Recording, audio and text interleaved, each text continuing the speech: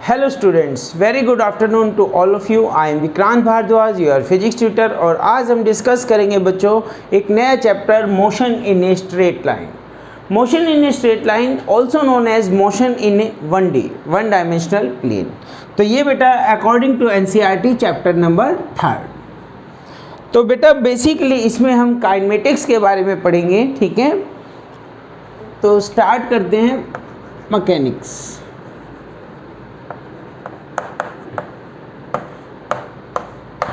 जैसे बेटा physics is a very wide subject, इसको हमने अलग अलग ब्रांचेस में अलग अलग इसके ब्रांच बनाए हुए हैं। फॉर एग्जांपल जैसे लाइट से रिलेटेड जो पार्ट है फिजिक्स का, उसको हम डील करेंगे ऑप्टिक्स में, और जो पार्ट हीट से रिलेटेड है, टेम्परेचर से रिलेटेड है, उसको हम डील करेंगे थर्मोडायनेमिक्स में।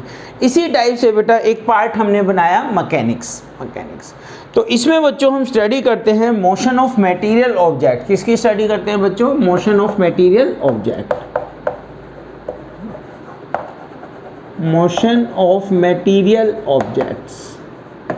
तो it is the branch, mechanics क्या हुआ बच्चों? It is the branch of physics which deals with study of motion of material object. इसको हमने फिर से फर्दर 3 पार्ट्स में डिवाइड किया। First one is statics, second part है बच्चों इसका kinematics, and third one is dynamics. तो काइनेमेटिक्स को हम डिफाइन करेंगे that branch of the mechanics. It is the branch of mechanics which deals with study of body which are at rest. Study of body which are at rest, which are at rest. Statics means at rest. तो इसमें बेटा हम उन body की study करेंगे, उन material object की study करेंगे जो रेस्ट में हैं। जो किस में है बच्चों? रेस्ट में।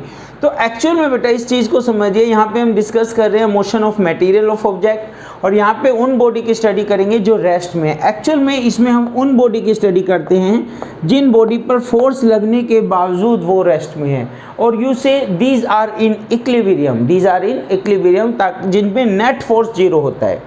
फॉर एग्जाम्पल इस बॉडी पे मैंने फोर्स लगाया 5 Newton in this direction and 5 Newton in this direction, तो ये बॉडी इक्विलिब्रियम में है, नेट फोर्स कितना? 0। इस टाइप की बॉडी की हम स्टडी किसमें डिस्कस करेंगे? स्टैटिक्स में। Kinematics, kinetics.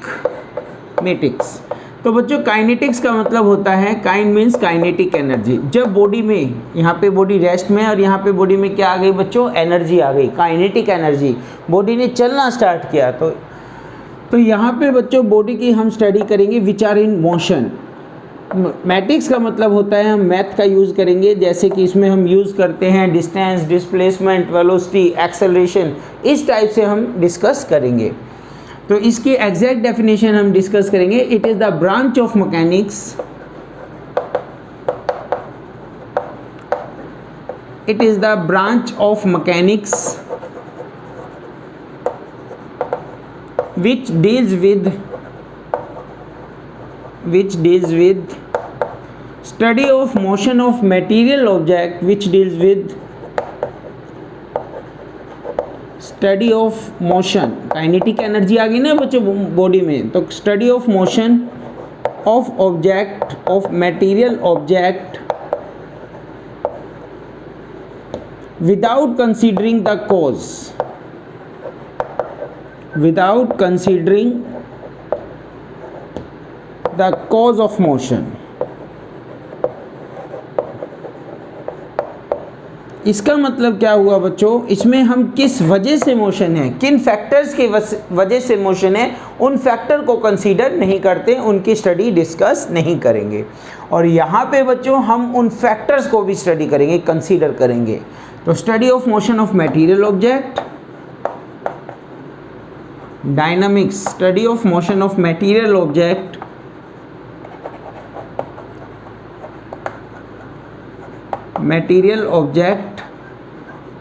also consider the factors, also considering the factors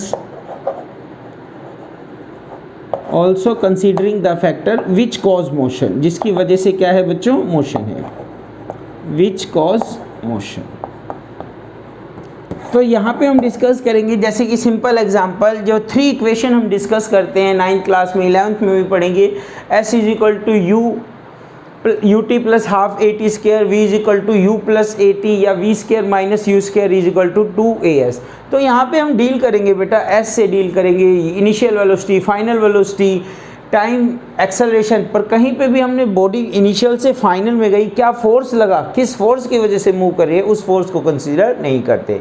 पर यहाँ पे हम उस फोर्स को भी कंसीडर करते हैं जिसकी वजह से मोशन है।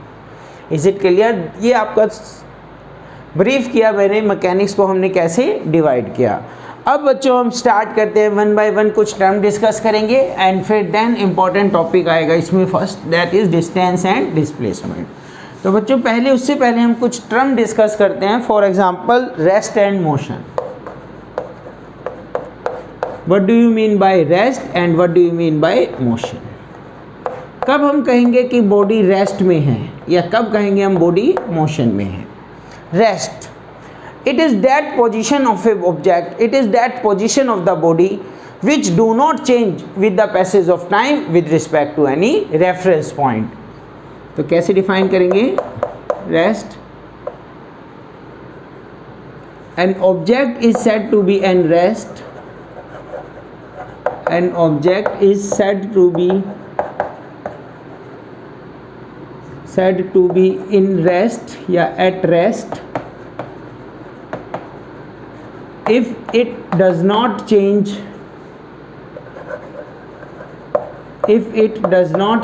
its position, if it does not change its position with passage of time, with passage of time, with respect to, with passage of time and with respect to any reference point, any reference point। अगर कोई object बेटा अपनी position change नहीं करता, किसके respect में? With the passage of time, with respect to any reference point, तो हम उस ऑब्जेक्ट को क्या कहेंगे? That object is at rest. और वहीं इसी सेंस में हम बता सकते हैं मोशन क्या होगा? An object is said to be in motion if it change its position, if it change its position with the passage of time and with respect to any reference point। तो motion को हम लिख लेंगे an object is said to be in motion, an object is in motion, is said to be in motion if it change its position, if it change its position with the passage of time, if it change its position with the passage of time with respect to origin, origin कह लीजिए या फिर बच्चों reference point. अगर कोई object अपनी position को change करता है टाइम के साथ, रेफरेंस पॉइंट के साथ, तो हम कहेंगे वो मोशन में है। किस में है बच्चों? मोशन में। इसके बाद एक इम्पॉर्टेंट स्टेटमेंट आती है, rest and motion are relative to each other. जो रेस्ट है एंड मोशन है, दो अलग अलग स्टेट है बच्चों बॉडी की। Rest and motion are relative, कैसे हैं दोनों term? Are relative to each other. और you say rest and motion are not absolute term, or you say in other words rest and motion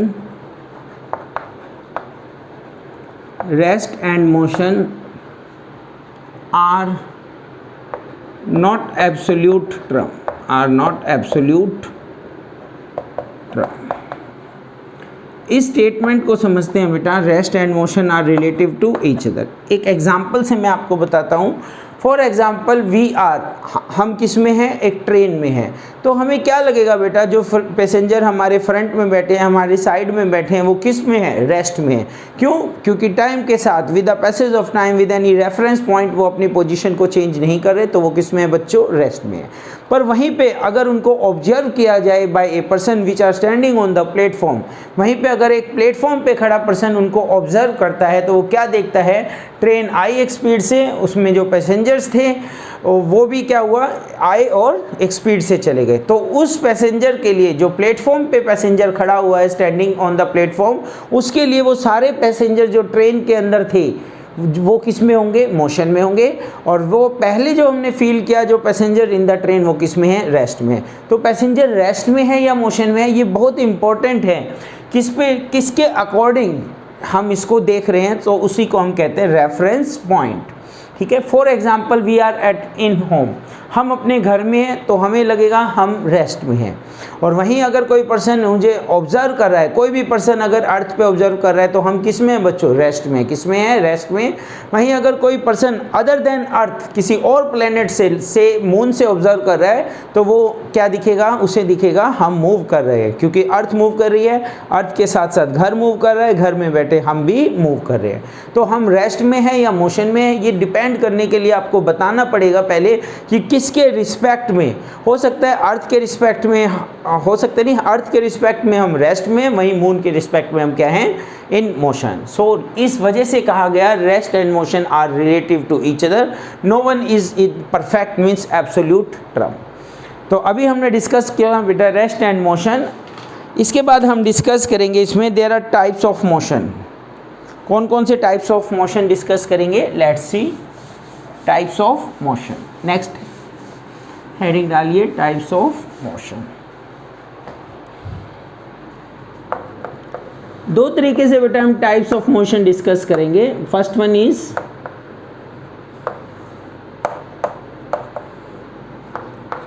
rectilinear,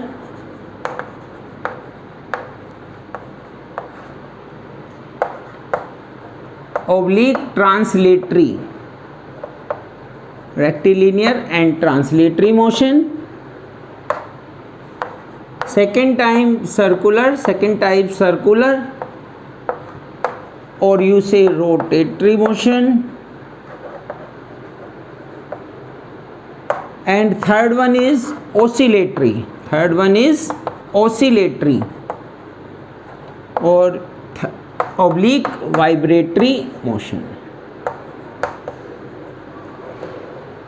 ये जो types of motion है बच्चों, इन्हें discuss करने से पहले मैं आपको बताना चाहता हूँ what do you mean by point mass object. हम क्या डिस्कस करेंगे बच्चों, पॉइंट मास ऑब्जेक्ट के बारे में डिस्कस करेंगे। Point mass object, object word use कीजिए या बॉडी वर्ड यूज़ कीजिए, एक ही बात है, point mass body.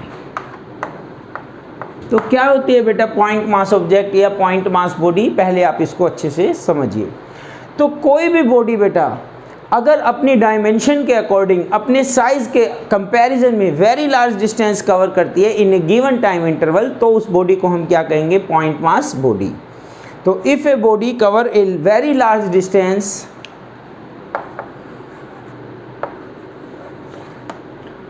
if a body covers a large distance, if a body covers a large distance,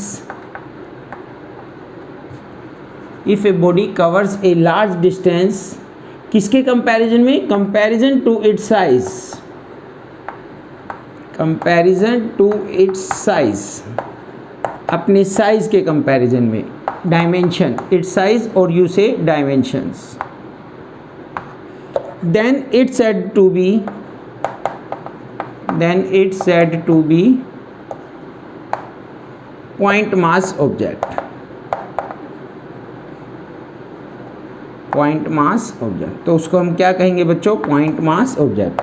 तो अगर बेटा कोई बॉडी कवर करती है very much large distance comparison to its size, comparison to its size, तो हम उसको क्या कहेंगे, पॉइंट मास ऑब्जेक्ट। और अगर वो अपने साइज़ के कंपैरिजन में लार्ज डिस्टेंस कवर नहीं करती तो उस बॉडी को हम ट्रीट कर सकते हैं that body is not a point mass object. Example देखिए बेटा, एग्जाम्पल से आपको समझ में आएगा कि कैसे कोई एक सिंगल बॉडी कभी पॉइंट मास की तरह ट्रीट करेगी, कभी हम उसको पॉइंट मास की तरह ट्रीट नहीं कर सकते। फॉर एग्जाम्पल एक कार, ठीक है, हैविंग फ्यू मीटर की कोई कार है, अगर वो स्मॉल डिस्टेंस कवर करती है, कुछ मीटर डिस्टेंस कवर करती है, से 10 मीटर डिस्टेंस कवर किया, 20 मीटर डिस्टेंस कवर किया, तो उसने अपने साइज़ के कंपैरिजन में बहुत ज़्यादा डिस्टेंस कवर नहीं किया, तो इस कंडीशन में ये जो कार है this is not a point mass body. और वहीं अगर सेम कार यहाँ से लेके 1000 किलोमीटर कवर करती है, 100 किलोमीटर कवर करती है, तो उस कंडीशन में बेटा उस कार ने अपने साइज़ के कंपैरिजन में एक लार्ज डिस्टेंस कवर किया, तो हम सेम कार को इस एग्जाम्पल में ट्रीट कर सकते हैं पॉइंट मास ऑब्जेक्ट, और जबकि पहले एग्जाम्पल में जब इसने अपने साइज़ के कंपैरिजन में बहुत ज़्यादा डिस्टेंस कवर नहीं किया तो then car is not a point mass object. For example earth एक इतना बड़ा गोला है बेटा, उसका साइज़ इतना ज़्यादा बड़ा है, पर उसको भी हम पॉइंट मास ट्रीट करते हैं किस कंडीशन में, when it revolves around the sun in their orbit, जब वो अपने ऑर्बिट में सन के चारों तरफ घूम रही है, तो उस कंडीशन में बच्चों ये बहुत ज़्यादा डिस्टेंस कवर किया, तो उसको हम क्या कंसीडर करेंगे, अर्थ को ए पॉइंट मास ऑब्जेक्ट।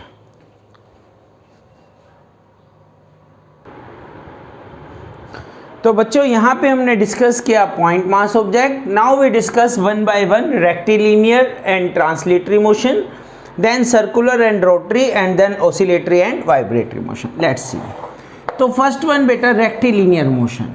तो रेक्टिलिनियर मोशन, लीनियर मतलब स्ट्रेट लाइन, तो इसमें क्या होगा बच्चों, जब एक पार्टिकल एक point mass object move in a straight line, its motion is known as rectilinear motion. तो आप इसकी डेफिनेशन लिखिए, मैं फिर से बोलता हूँ, व्हेन ए पार्टिकल और a point mass object, point mass object अभी हमने डिस्कस किया, व्हेन ए पार्टिकल और point mass object move in a straight line then its motion is known as rectilinear motion. और यहाँ पे क्या होगा बच्चों, जब कोई body which is not a point mass body, तो यहाँ पे क्या था, point mass body, point mass body use करेंगे हम इन दोनों डेफिनेशन में, और यहाँ पे क्या, when a body which is not a point mass body, body which is not a point mass body, which is not a point mass body. तो फिर से सुनिए, ट्रांसलेटरी मोशन। तो ट्रांसलेटरी मोशन क्या हुआ बच्चों, when a body which is not a point mass body moves in a straight line, its motion is known as translatory motion. For example यहाँ पे तो एक पार्टिकल मूव कर रहा था स्ट्रेट लाइन में, यहाँ पे एक बॉडी है, मान लीजिए ये इंक्लाइंड कर रही है, इसके दो पॉइंट मैंने कंसीडर कर लिए 1 और 2, इंक्लाइंड कर रही है, तो जब बॉडी मूव करेगी इन द डाउनवर्ड प्लेन नीचे की साइड, तो इसके दोनों पार्टिकल एक रास्ता बनाएंगे। जब बॉडी यहाँ पे आ जाएगी for example in this position, तो इसमें ये जो गैप है दो पार्टिकल के बीच का वो क्या रहेगा, सेम रहेगा, ऑलवेज सेम। तो सिंपल डेफिनेशन बताओ बेटा, when a point mass body moves in a straight line its motion is known as rectilinear, when a body which is not a point mass body moves in a straight line its motion is known as translatory motion. इसी type से बच्चों हम discuss करेंगे second, circular and rotary motion. तो circular motion में कैसी body होगी, point mass body, और इसमें कैसी बॉडी होगी, विच is not a point mass body. तो सर्कुलर मोशन में क्या होगा बेटा, when a particle moves in a circle, when a particle move in a circle, or a body which is a point mass body move in a circle about a fixed point, its motion is known as circular motion। फिर से सुनिए, when a body which is a point mass body moves about a point, about a fixed point, and that point is known as center, its motion is known as circular motion। और इसमें आप define करेंगे, जब कोई body move करती है, कैसी body, which is not a point mass body, about an axis, about a point, its motion is known as rotary motion. और जो सभी पार्टिकल्स का मोशन होगा बच्चों वो कैसा होगा, कोसेंट्रिक सर्कल बनाएगा। कैसा बनाएगा, कोसेंट्रिक सर्कल्स। और सभी कोसेंट्रिक सर्कल क्या जो सेंटर होगा वो उस एक्सिस पे लाई करेगा। कहाँ लाई करेगा, एक्सिस पे लाई करेगा। ऑसिलेटरी मोशन समझते हैं बेटा, जैसे आपने पेंडुलम का मोशन देखा होगा, इस टाइप से बॉब आपका क्या करता है, अगर आपने इसको एक बार डिस्प्लेस कर दिया तो वो इस टाइप से मोशन करेगा, टू एंड फ्रो मोशन। क्या बोलते हैं इस मोशन को? To and fro. या फिर ये कोई मीन पोजीशन है, आपने इस बॉडी को डिस्प्लेस कर दिया तो वो बॉडी क्या है, एक बार इधर जा रही है और एक बार इधर जा रही है। इन पोजीशंस को हम बोलते हैं मीन पोजीशन, एम से मीन पोजीशन। और ये जो एंड मैक्सिमम दूर तक जाती है इसको हम बोलते हैं एक्सट्रीम पोजीशन। तो a to and fro motion in case of simple pendulum, wall clock, ठीक है, या फिर a back and forth motion, a back and forth motion. कैसा मोशन? वर्ड याद रखिए, back and forth. A back and forth motion of a body about their mean position, about their mean position. तो ये जो motion है बच्चों, इसको हम कहेंगे ऑसिलेटरी मोशन। किस कैटेगरी में आता है ये मोशन? Oscillatory motion. और इसका ये जो डिस्प्लेसमेंट है, कहाँ से displacement? The maximum displacement of the body about their mean position. इस डिस्प्लेसमेंट को हम कहते हैं एम्पलीट्यूड। क्या बोलते हैं? Technical word term is amplitude, amplitude. ठीक है, क्या बताया मैंने? एम्पलीट्यूड। मान लीजिए ये लाइन है और ये मार्कर इस तरह से ओसिलेट कर रहा है, यहाँ से यहाँ गया और यहाँ से यहाँ गया, तो ये यहाँ से मैक्सिमम यहाँ तक जाता है, तो this displacement, maximum displacement is known as amplitude. तो वाइब्रेटरी मोशन क्या होगा बच्चों? Simple definition, if the amplitude of oscillatory motion is small. अगर ये एम्पलीट्यूड, अभी मैंने बताया यहाँ तक का जो डिस्टेंस है, मैक्सिमम डिस्प्लेसमेंट एम्पलीट्यूड है, अगर ये स्मॉल है, जस्ट इस तरह से मूव करती है कोई बॉडी, तो उसके मोशन को हम क्या कहेंगे? Vibratory motion. If the amplitude of an oscillatory motion is small, if the amplitude of an oscillatory motion is small, then its motion is known as vibratory motion। यहाँ तक एक बार नोट कीजिए।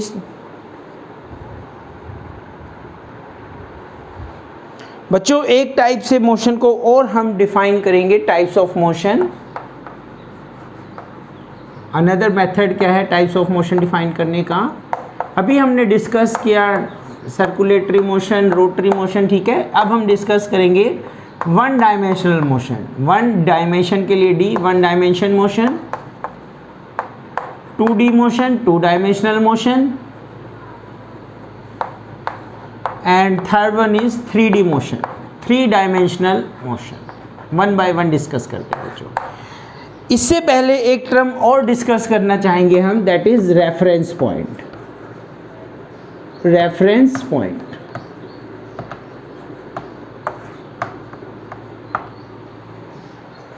तो रेफरेंस पॉइंट बेटा आप क्या समझते हैं? सिंपल लैंग्वेज में अगर मैं कहता हूँ मेरा घर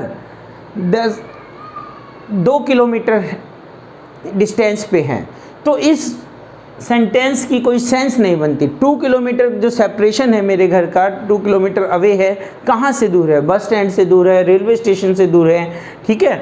तो यहाँ पे अगर मैं कहूँ तो ये जो बस स्टैंड, अगर मैं बताता हूँ अपने घर की लोकेशन, मेरा घर बस स्टैंड से 1 किलोमीटर डिस्टेंट पे है, तो ये जो बस स्टैंड वर्ड यूज़ किया मैंने, this is the reference point.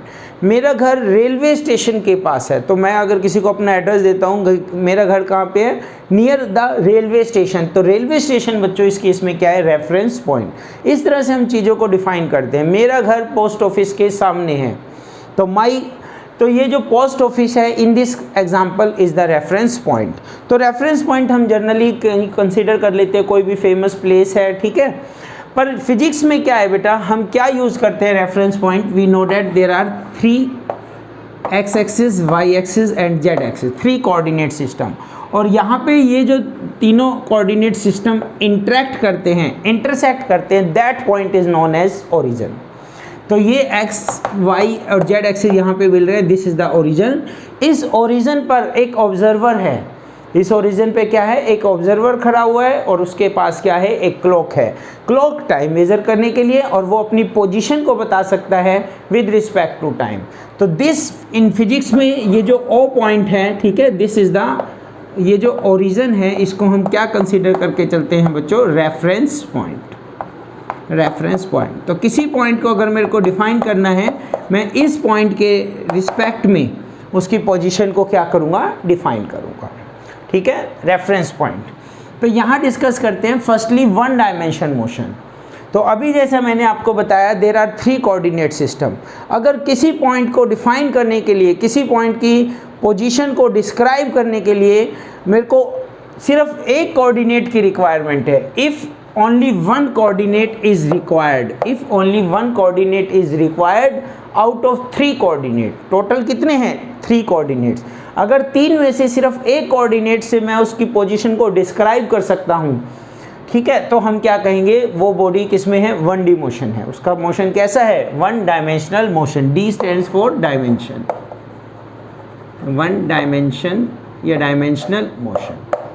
तो फॉर एग्जाम्पल देखिए, ये कोई स्ट्रेट लाइन है, this is the origin, this is the origin. हम यहाँ पे डिस्कस करेंगे बेटा, ये P पॉइंट है और कितने डिस्टेंस पे है ओरिजिन से x डिस्टेंस पे है। तो अगर सिर्फ मैं आपको ये बताता हूँ x डिस्टेंस है से 5 मीटर है इस डायरेक्शन में, तो हम उस बॉडी तक पहुँच जाएंगे, हम उसको डिस्क्राइब कर पाएंगे।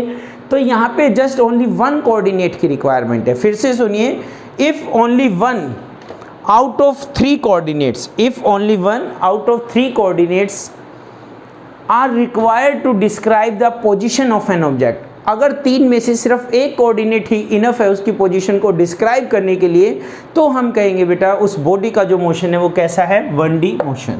फॉर एग्जांपल देखिए आप, जैसे कि अगर मैं कहता हूँ कोई बॉडी स्ट्रेट लाइन में मूव कर रही है, तो मैं कहता हूँ 100 किलोमीटर, उस right now at this instant of time body कितनी है, 100 किलोमीटर पे है। इस टाइम बॉडी 120 किलोमीटर पे है। तो मैंने सिर्फ एक पैरामीटर बताया आपको कि एक्स में 120 किलोमीटर पे जाओ, वो बॉडी की पोजीशन होगी। Is it clear? तो अगर 3 में से सिर्फ एक ही कोऑर्डिनेट इनफ है तो हम कहेंगे 1D मोशन। 1D मोशन को हम बोलते हैं स्ट्रेट लाइन मोशन। क्या बोलते हैं बच्चों, स्ट्रेट लाइन मोशन। तो एग्जांपल, द मोशन ऑफ ए बस along A straight line, the motion of A train, the motion of A train on a straight track, या फिर motion of a body in a straight line. तो इस type का example हम इसमें discuss करेंगे। 2D motion, जैसा कि नाम से ही पता चलता है बेटा 2 डायमेंशनल मोशन। कब कहेंगे हम बॉडी का मोशन 2D मोशन है, या कौन सी बॉडी इसके अंडर आएगी, अगर कोई बॉडी को डिस्क्राइब करने के लिए, उसकी पोजीशन को डिस्क्राइब करने के लिए हमें 2 कोऑर्डिनेट बताने पड़ेंगे। If only 2 coordinates are required out of 3, अगर 3 में से बच्चों 2 कोऑर्डिनेट रिक्वायर्ड है उसकी पोजीशन को डिस्क्राइब करने के लिए, then its motion is known as 2D motion. इसके मोशन को हम क्या कहेंगे बच्चों, 2 डायमेंशनल मोशन। तो यहाँ पे बेटा अगर ये x एक्सिस है, ये y एक्सिस है, तो ये जो प्लेन बना, 2 एक्सिस मिलके एक प्लेन बनाते हैं और इस प्लेन को कहेंगे हम XY प्लेन। क्या कहेंगे बच्चों, XY प्लेन। तो यहाँ पे मैंने बताया motion in a straight line, motion in a plane. तो 2D मोशन को हम क्या कहेंगे, motion in a plane, motion in a plane. For example ये हमारा XY प्लेन है और कोई पॉइंट P को आपको लोकेट करना है, तो मैं बताऊँगा x में जाइए से 4 और y में जाइए से 7। तो 4 and 7 are the coordinates. 2 coordinates मुझे आपको बताने पड़े और आपने उस पॉइंट को लोकेट कर दिया, डिस्क्राइब कर दिया। तो फिर से डेफिनेशन सुनिए बेटा, डेफिनेशन आप नोट डाउन कीजिए 1 by 1 और इसको अच्छे से प्रिपेयर कीजिए। If only 2 coordinates are required out of 3, अगर 3 में से 2 कोऑर्डिनेट्स रिक्वायर्ड हैं, then the motion of the body is known as 2D motion. इस एग्जाम्पल में आप क्या लिखेंगे बेटा, जैसे कि ये फ्लोर है, ये फ्लोर है हमारा, यहाँ पे कोई इंसेक्ट मूव कर रहा है, क्रॉल कर रहा है, रेंग रहा है, ठीक है। The movement of insect on the floor is 2D motion. The revolution of earth around the sun in their orbit, जो अर्थ रिवॉल्व कर रही है सन के चारों तरफ, इसका जो मोशन है ये भी कौन सा मोशन है बच्चों, 2 डायमेंशनल मोशन है। कैसा है, 2D मोशन। और इसमें आप एग्जांपल दे सकते हैं, movement of billiard ball on billiard table, this is the example of 2D। तो ये कुछ एग्जांपल और एक definition. 3D motion, 3 dimensional motion. 3 dimensional motion को हम कहेंगे बेटा motion in A space, motion in A space. तो जितनी भी बॉडी आपकी फ्लाई कर रही है, like kite flying, birds fly कर रहे हैं, एरोप्लेन फ्लाई कर रहा है, तो ये क्या है, ये क्या आएंगे, ये example of 3D motion, example of 3D motion. तो यहाँ पे बच्चों हमें ऑल द 3 कोऑर्डिनेट्स, 3 में से कितने कोऑर्डिनेट की रिक्वायरमेंट है, सभी coordinates. If out of 3 all the 3 are required, if all the 3 out of 3 coordinates are required to describe the position of an object, then its motion is known as 3D motion. जैसा कि हमने बताया, इसको हम कहेंगे motion in the space. Example में आप बता सकते हैं बेटा बर्ड्स फ्लाई, काइट फ्लाई, ठीक है, या फिर इस टाइप के जो एग्जाम्पल हैं वो इस कैटेगरी में आएंगे। तो ये हमारे एक अलग तरीका है मोशन को डिफाइन करने का, 1D 2D 3D। इससे पहले जो हमने फर्स्ट मेथड में टाइप्स ऑफ मोशन डिस्कस की वो क्या थी, translatory, circular and oscillatory.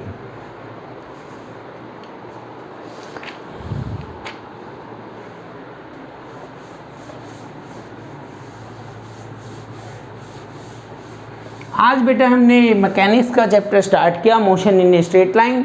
Next lecture में हम डिस्कस करेंगे एक important topic that is distance and displacement, और हम डिस्कस करेंगे regarding scalar quantity and vector quantity. तो तब तक के लिए बेटा thank you very much, have a nice day.